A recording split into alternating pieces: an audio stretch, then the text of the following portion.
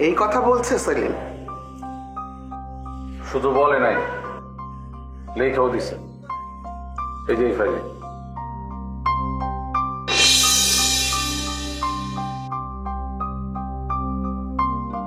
এখন তো একটা সিদ্ধান্ত নেওয়া দরকার। কি বিষয়ে? ব্যবসা পাতি তো চালাইতে হবে।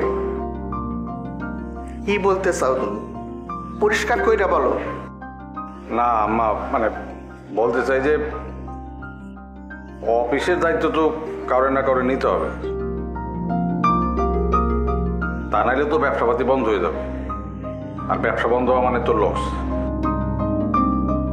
তাই ভাবনা চিন্তা করে দেখলাম, আমি অবশ্য সজলের সাথে কথা বলছি, তুমি যদি চাও আমি ভাইয়ের চেয়ারে বসতে পারি। সজল আমারে বলছে যে সে আমারে সাহায্য করবে।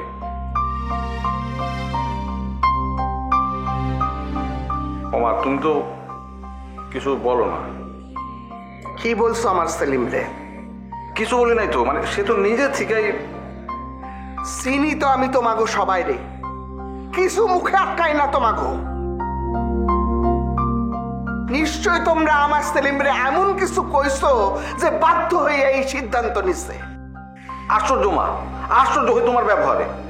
আশ্চর্য আমিও হই যে তোমাগো আমি পেটে ধরছিলাম।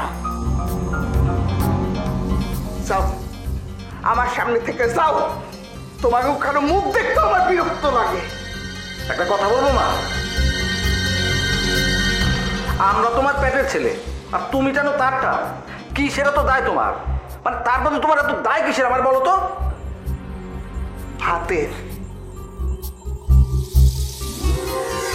একদিন নিজের জন্য, তোমাগো জন্য ভাতের জোগাড় করতে আমি মানুষের বাড়িতে কাম করছি।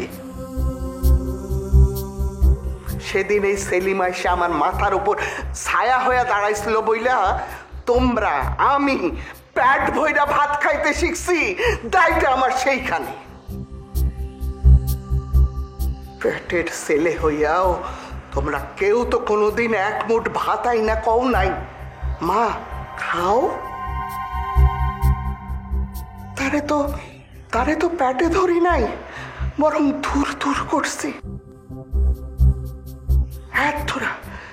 হাত ধরা একটা পোলারে আমি।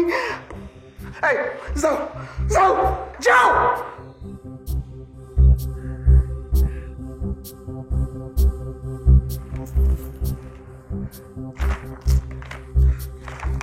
জিদ করো তুমি আমার সাথে, জিদ করো তুমি আমার সাথে, হ্যাঁ জিদ করো।